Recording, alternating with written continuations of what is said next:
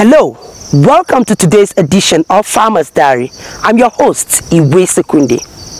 Today we are reaching you from the food basket of the nation, Benue State.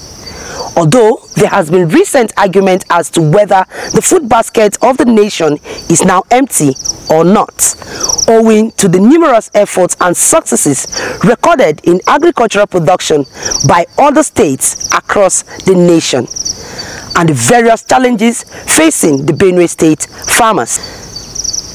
Prominent among the challenges of the Benue State farmers is the effects of the recent flood that has ravaged most parts of the state's farming communities. A visit to one of the numerous affected communities under Guma local government area of the state gave us the true effects of the flood on Benue people, whose main occupation is farming. In August 25th, a heavy rainfall took place in Benue State. About three days. The rain started from 25th to 27th of August, which all farmers in Benue State involved in water.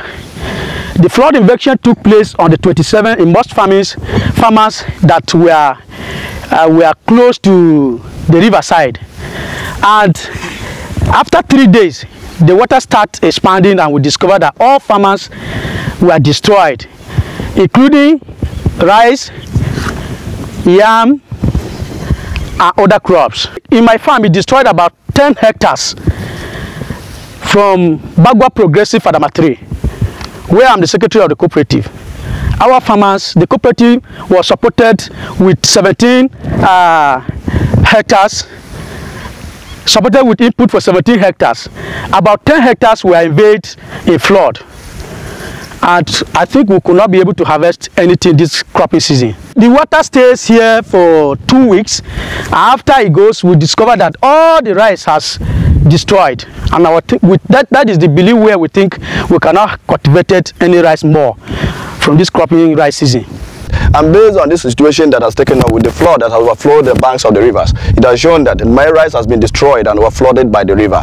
And based on this situation, we have seen that our governor is trying, His Excellency Otom is trying so much. We have been hearing on radio, newspapers, through the TV. He has been awarding, now giving up food to the IDPs. But then coming to we that are farmers, we have not experienced yet. We have seen that much effort he has tried to cope with the situation that is going on.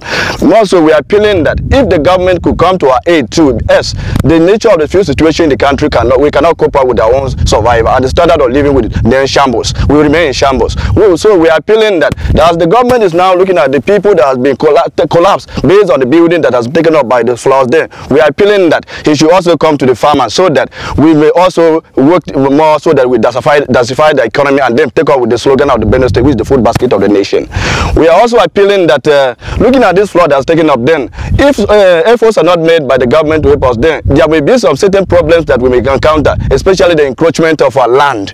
This will either result to land disputes on some people will have to take up the burden of others that have not been taken care of. So we are appealing that the government should now come to our aid. So coming to our aid, then we should be able to alleviate our sufferings, and then those that we may be their dependents now. Yes, now we are now dependents. We have nowhere to rest our head. You know, the flood have dealt with us in such that some may not cope if the government cannot come to our aid. In fact, if you can see, if you can look at it very well, we have been farming all through these places. As you can see that the flood have destroyed. We have been farming, but we have never experienced this kind of thing. Now, this place you are staying now, it is a rice farm place. But if you go to places where they farm the maize, yam, cassava, and so many other things, the flood have destroyed. The government is helping us quite. We know that the government of His Excellency Samuel Otom is helping us. Yep. But you know, people who have been who the flood have been taking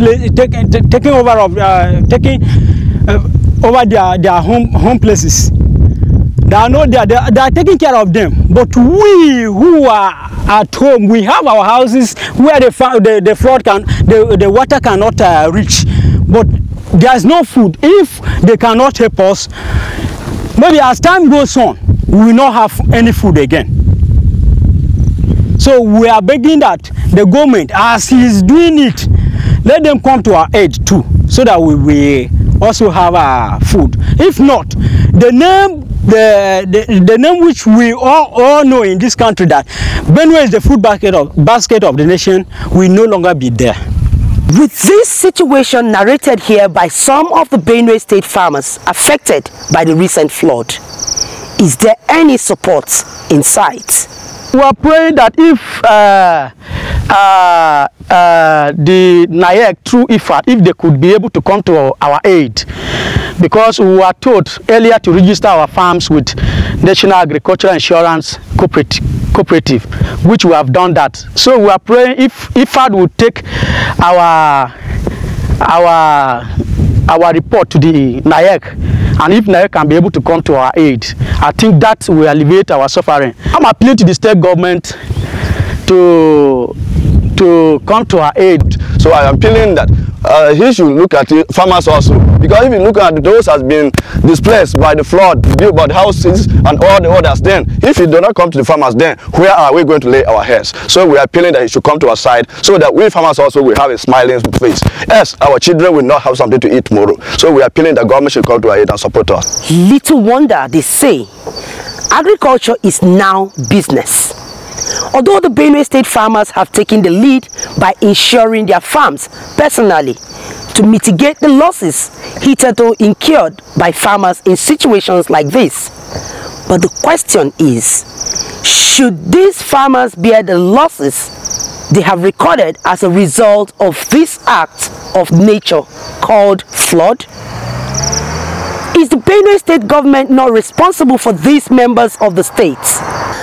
How will this food basket of the nation remain full if farmers are left alone to bear the pains of the losses recorded in this recent flood that has washed off most of the farms in Benue State? Is it enough to intervene in the provision of shelter, food items and clothing for the flood victims in the state, christened the food basket of the nation, while statistics reveal that its population's main occupation is farming?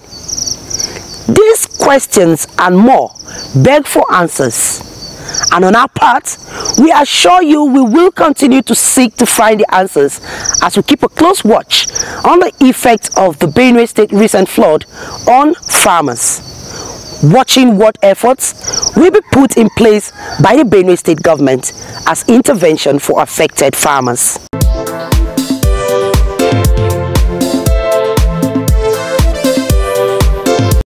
You're still watching Farmers Diary. If you just joined in, you can still watch the entire package again on our online platform on www.ztonline.com as we continue to worry over how we can increase food production to conquer hunger for our growing population, as well as create jobs amidst these numerous challenges such as the climate change, the result we have just witnessed in Benue State, and a host of others. Nigerian scientists have continued to tell us that there are solutions in sight through the application of modern biotechnology. And as it is usual with our team, we have brought the experts here to explain to us what this process is all about and how it will work. Well, this is the pod borer resistant cowpea project site. This project started way back in 2009. We've gone through various stages to in conformity with the regulatory requirements in carrying out such experiments. As you know, this is a GM technology, and there are certain requirements that must be followed. as dictated by the regulatory authorities and also in line with international protocols in relation to carrying out GM experiments. Let me tell you something, about 40% of the cowpea or the beans that is eaten in Nigeria is imported. Why? Because farmers over the years have not been able to produce enough to meet the needs of Nigerians. And so it is our hope that first and foremost it will address this deficit. Then gradually it will reduce the importation of beans into Nigeria. Number two, also the chemicals that will be sprayed across the field using insecticides and herbicides and all that will be reduced significantly from between 9 to 10 sprays to reduced to about 2 sprays. Those are some of the benefits that we see. And then also there's increase in yield or up to 4-folds for farmers. So you see, we're talking about reduction and harmful practices on our environment. We're talking about addressing the deficit in bean production in Nigeria, and at the same time putting money in our farmers' pocket. Big grammar there, typical of scientists. But what he meant by the cowpea is simply beans. The conventional beans we eat, the ones we make moi moi and akara. So why should this new variety of beans invented by the modern biotechnology interest farmers and consumers? Here we are conducting research in the development of an insect-resistant beans, cowpea. This variety, from our preliminary findings, we have found out that, as you can see, cowpea usually needs to be protected from insects. For you to have a successful crop of cowpea, farmers usually have to spray between 6 to 8 times to get a successful one. But from a mere 2 to 3 sprays of this crop, you can get a good crop with about margin of about 20 or 25% from the conventional variety. That is why we have taken this time to come and evaluate this, and also allow farmers themselves to come and evaluate it and make sure that what we are telling or what we are recording from our own scientific perspective rallies with what farmers also and their expectations. The GMOs are safe, there's no doubt about it, because it's been proven safe for like 21 years now in other developed nations like the US, like Canada, like India, like Brazil, Argentina, we have South Africa, we have Sudan. They're all using the technology. There's no any health effects, and this is also endorsed. The safety of the technology has been endorsed by internationally recognized bodies. We have National Academies of Science of most countries. We have the Royal Society in Britain. In Nigeria, we have the National Academy of Science, and WHO, FAO all have endorsed the safety because they have also tested for safety. They've carried out their own analysis, independent analysis have been carried out on these GM crops. And so issue of safety, it's Nigerians should be rest assured.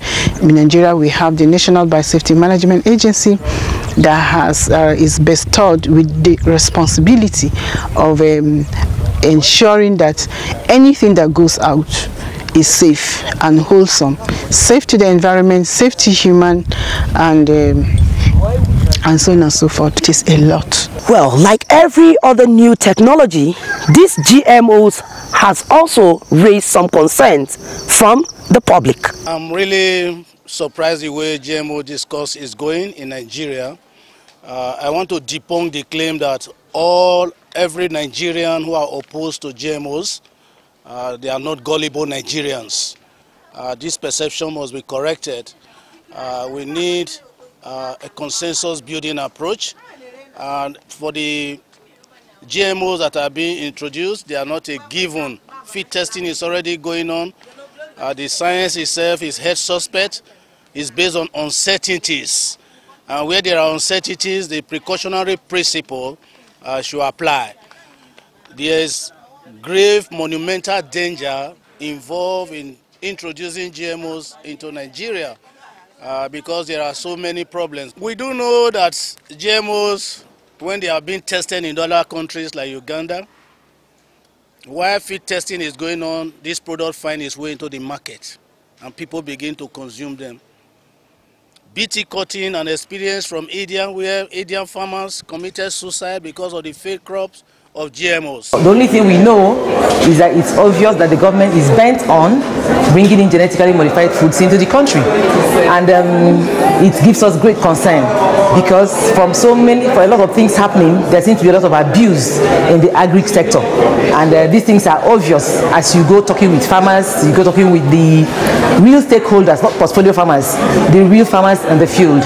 And one of the major challenges or one of the major concerns I have observed is that the companies who are bringing in these genetically modified foods are hiding behind our government to feed us food that we don't even know what it's all about. We are not, I mean, they're making it look as if we that are speaking out against GMOs, that we are fighting government. No, we're not fighting government. We're asking government under the platform of National Biosafety Management Agency to remain as a regulator. Let the companies who are selling these products come out and tell us how good their products are. Tell us about their products. Monsanto, for example, cannot come and hide behind my government to sell me what I don't want to eat. They should come out. They have a representative here in Nigeria and nobody knows about them. They should come out and tell Nigerians, my product is good. My product can do this for you. It can empower farmers. It is good for your health. Then we can begin to talk. No. This conference can't deal with the issues we are talking about because, first of all, when you look at the array of speakers, you can't see people who are questioning the introduction of GMOs amongst the speakers. Do you understand? So it's not this kind of forum. What we're looking for, what we're asking for is a kind of town hall meeting like is being held in several places that the VP is coordinating. Town hall meeting, bring the owners of these biotech products, come and meet with the people. That is what we're asking for, and I don't think that is asking for too much. Then of course we are not even talking about the labeling. How do you begin to label these products in a place like Nigeria? There's so much work that needs to be done. That's why we're saying let's not be in a hurry, in a rush to bring in GMOs. There are systems we need to put in place in the agri sector, in the food sector. Then we can begin to look at these things and to actually confirm if they are truly what they are telling us they are. For instance, most people are not even aware of what GMOs are. There needs to be, first of all, an awareness. Let the people know what GMOs are. Then they can begin to now ask questions. Ask the relevant questions. Without knowledge, without information, you can't ask the relevant questions. You can't just come and tell farmers, oh, hunger is killing you, your crops are being destroyed, I will give you better seed. What better seed are you giving them? Let's look at these things analytically, objectively, and sincerely. Do you understand? Then we can now begin to talk. And to address some of these concerns, declaring open the 3rd National Biosafety Conference held in Abuja last week, Minister of State for Environment assured of the government's commitment on safety of these innovations. The world population is estimated to reach 9.2 billion by the year 2050. And for this population, food is very essential. And to feed this population, the overall production of food will have to be increased to 70%. Unfortunately, while the population is growing, cultivable land has remained static for the African region and other developing countries, Nigeria inclusive. Food production needs to be doubled so as to feed the poorest and food insecure population. Permit me to state here that the only way to achieve economic growth, food security and sufficiency and sustainable environment is innovation of safe, smart, scientific and technological means of maximizing available land resources to increase food and fiber production. This is where modern biotechnology comes in and hence biosafety. Anybody who is a poultry farmer knows very well what we talk about biosafety. With no biosafety in your poultry farm, you do it at your own risk. You allow any free-range bird to come around your pens, you do that at your own risk. You allow anybody to come into your pen without adequate care of biosafety, you do it at your own risk, because at the end of the day, you might wake up and discover the whole flock is wiped away. So, biosafety is important, and the management of it is equally very important. We will not be afraid of receiving criticism, but we want constructive criticism. That is why today in this conference, the pros and cons, those who are for and those who are against biosafety or biotechnology are equally invited to share their views, to express what they're feeling, so that together we can understand the future of biotechnology. What we will not get here. On his part, the Director General of the National Biosafety Agency, Dr. Rufus Ebegba, says Nigerians have no reason to worry over the safety of consuming GMOs, as his agency, mandated by law, will ensure proper investigations. My advice to Nigerians is that Nigerians should sleep with their eyes closed. The agency should take their responsibility of safety or no safety. The agency is well positioned to ensure that no GMO that is not safe will be allowed into the Nigerian environment, and we must ascertain the safety of all GMOs before we tell them to consume them. And they should trust the agency, trust our judgment, and believe in what we can do, and they should encourage us. To demonstrate same, Dr. Ebegba warned against smuggling of GMO products into the country without checks. The agency is on ground to ensure that no GMO is allowed into this country. As I said, we have informed our sister agency, and we are working around to ensure that the tracking of such products are made as soon as possible. The news reaching us is that there are genetically modified maize that are intended to be imported into this country. And we are trying to surveil all the borders to make sure that these products are not brought into this country. We must ascertain the status of all genetically modified products before they come into this country. We will ensure that no genetically modified organism that enters this country. Whoever does that will be highly penalized according to the law. We will not allow lawlessness by anybody by bringing in genetically modified food or materials or seeds or grains into this country without approval. We must ascertain the safety of those products before they come into the country. But in all, what are the views of the farmers concerning the use of this new modern agricultural biotechnology? I believe in science. And why I believe in science is that I have seen why the farmers in overseas countries are doing well, more better than us. They are not more educated than us. The only thing is that they believe in science. And we know with this model, the old method that we are using, we can't do much. We believe in science, and that is the reason why if the GMO can change the life of people, but if it has any effects, I'm not a part of it.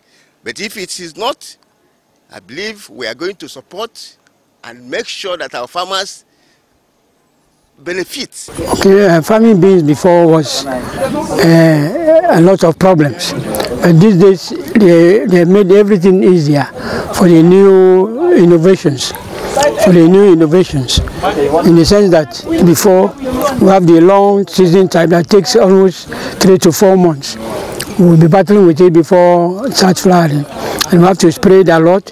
But these days, within 3 months, you have beans to use for the family, and which is another new development, which is encouraging. It's a GMO variety. This is GMO. This is the old one there. This is non-GM. The other one is almost podding, flowering and podding. The non-GM is not yet, it has not already started. So farmers we are now on the move. Yeah, it's only they are behind, they are in darkness. They have not seen the light. If not, farming is the best industry in the country today. And by next year, I think the young ones, they will even try to come and join us. And we are appealing to them, we are encouraging them that come, because the farming as a business, it keeps a lot of secrets to any family, as well if you are a farmer. Here on Farmer's Diary, Our aim is to project ways we can aid our farmers increase production of quality, safe food and create jobs through agriculture. Do you want to start farming but you don't know how to go about it? Here is a great opportunity to learn how to start a farm with only 5,000 naira. Kari Kari Multi-Purpose Cooperative Society, in collaboration with the Center for Environmental Education and Development, CED, and Farm Organic Nigeria Limited is organizing a one-week workshop to train you on snail farming, grass cutter farming, rabbit farming, vegetable farming such as growing mint leaves, coriander leaves, scent leaves, ugu leaf, cucumber, cabbages, and lots more. Do you know you can grow all these within your backyard, even with interlock, without any offensive smell to pollute the environment? Register now to learn how to do this for only 1 week farm training organized by Kari Kari Multi-Purpose Cooperative Society in collaboration with the Center for Environmental Education and Development, CED, and Farm Organic Nigeria Limited to acquire all the skill you need to start your farm. To register, call or send WhatsApp messages to 0701 345 3224 for details.